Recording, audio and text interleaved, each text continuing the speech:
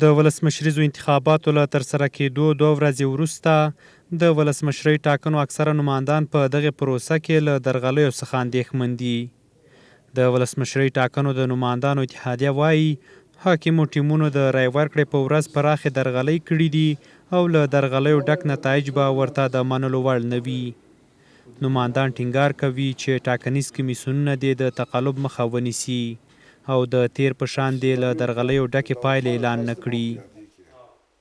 مونږ په حواله کې ویلي دي پرون مونږ فیصله وکړله او نن هم وایم زه د دوی په نمایندګي باندې چې د تقلب پایلې قطعا مونږ نه منو او پس د دې سپوز د نتایج تقلبي دي مونږ به ناسته ولرو او واضح ده چې هغه کار کیږي چې هیڅوک به انتظار ونه لري.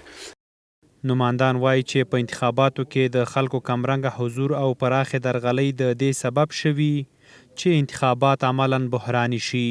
دوی وایي که تقلبي نتایج اعلان شي نو د طالبانو په شمول به له ښکېلو اړخونو سره له خبرو وروسته پریکړه وکړي چې موقت حکومت رامنځته کړي څو د روان بحران مدیریت وشي.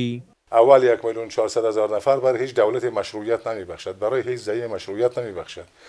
بنابراین اگر بحران شروع شود که شروع خواهد شد ما راه نداریم جز این که با همه طرفهای درگیر من جمله با طالبان و حالا اتحادیه‌ای که برای نام صلح و رهایی ایجاد شده که آقای کرزی و سعادت و اینا هستند، این مجموعه های شکل گرفته، با اینا گفتگو بکنیم برای ساختن یک دولتی حالا موقت و بوری هر نامی که میگذاریم تا ما بتوانیم این بحران مدیریت بکنیم.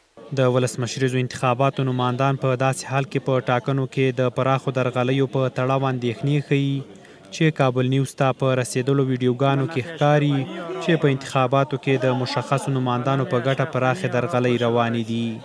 به این نوع تقلب جریان دارد.